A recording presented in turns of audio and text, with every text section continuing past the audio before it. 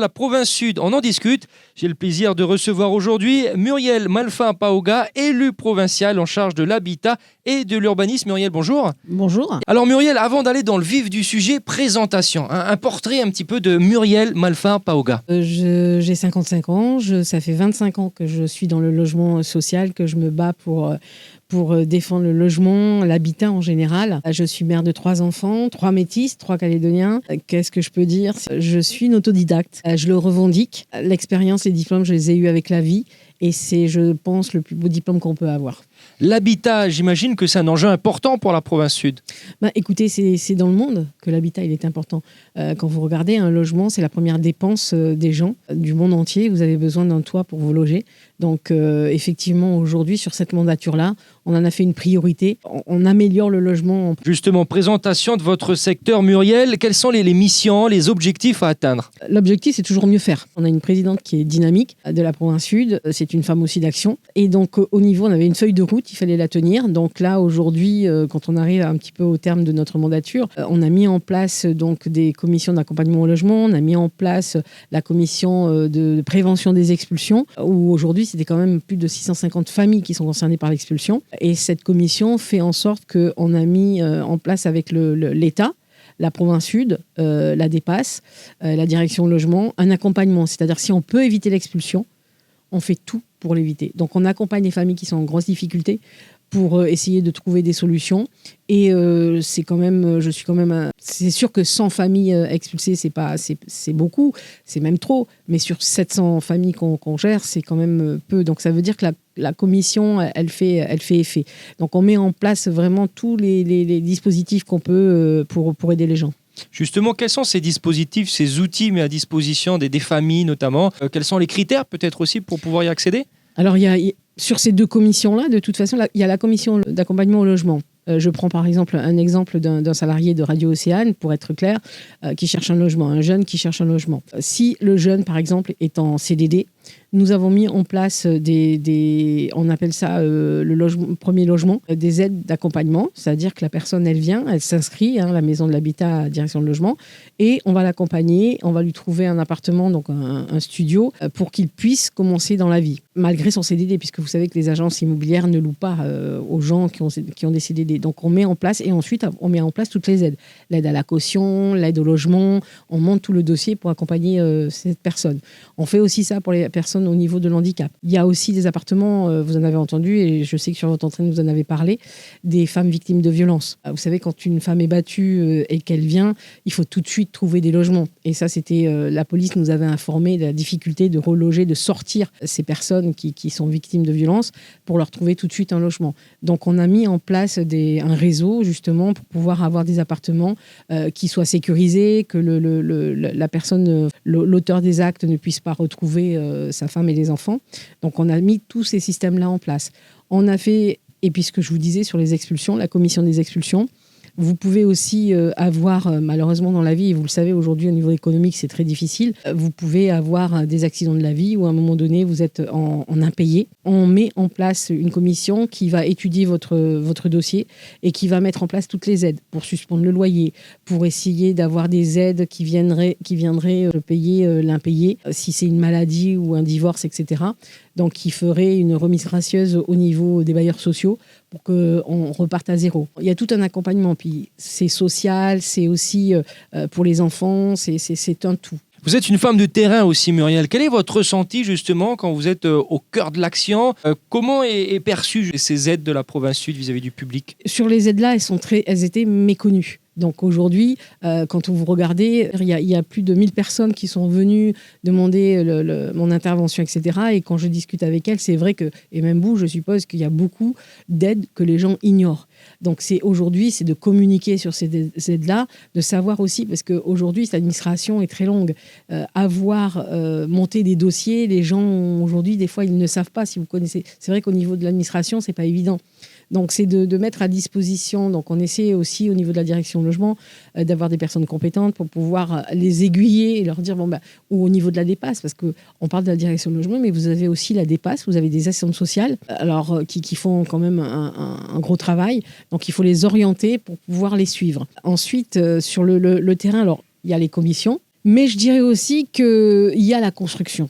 On a souvent entendu parler des cages à lapins, des logements qui avaient logement social qui avait une très mauvaise image. Et la présidente Backès nous a demandé de travailler dessus. C'est-à-dire qu'aujourd'hui aussi, c'est de construire autrement. Donc, moi, c'est clair, je ne parle pas d'habitat. J'ai horreur d'entendre parler de l'habitat océanien. Parce que quand on dit habitat océanien, vous donnez une couleur à l'habitat. C'est l'habitat calédonien. Et qu'on soit vert, jaune, tout le monde veut être bien logé.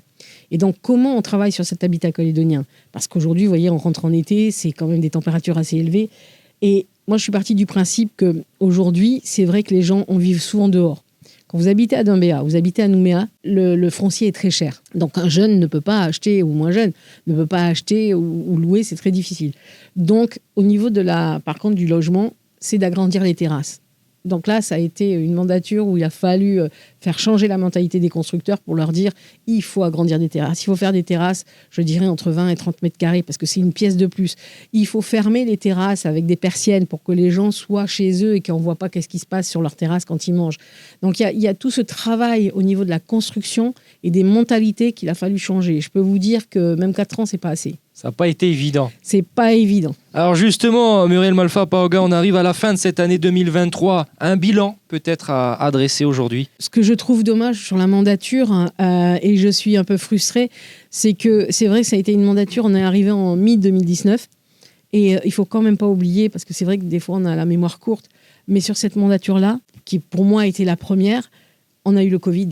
On a eu quand même dans le monde cette crise sanitaire où on a été quand même bloqué. Du coup, on n'a pas pu travailler comme on voulait. Il fallait effectivement, aujourd'hui, c'est marqué dans ma mémoire, la visite que j'ai faite au Midi-Pôle en pleine crise de Covid.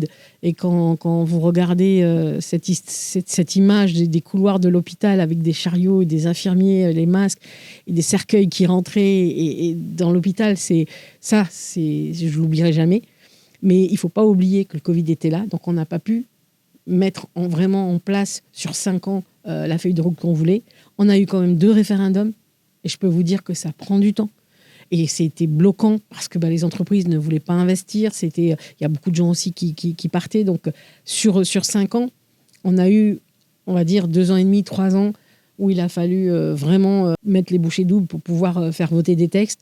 Donc là, voilà, on a quand même on a mis en place des conventions, on a mis en place des aides, on a accompagné les gens. C'est sûr que ça ne sera jamais assez, mais je pense que là, aujourd'hui, par rapport au travail qu'on a fait, et je pense qu'on a pu le faire, en tout cas en ce qui me concerne, au niveau de l'habitat, j'ai eu carte blanche de la présidente, j'ai eu un soutien, et ça, je voulais quand même le dire. C'est pas évident, vous savez, une femme en politique en Calédonie, c'est très difficile. Et donc, je lui tire mon chapeau parce qu'il y a eu quand même l'usine du Sud aussi. Donc, travailler dans ces conditions-là, c'était pas évident. Elle a réussi à nous tenir, elle a réussi à nous faire confiance aussi, à nous permettre d'avancer.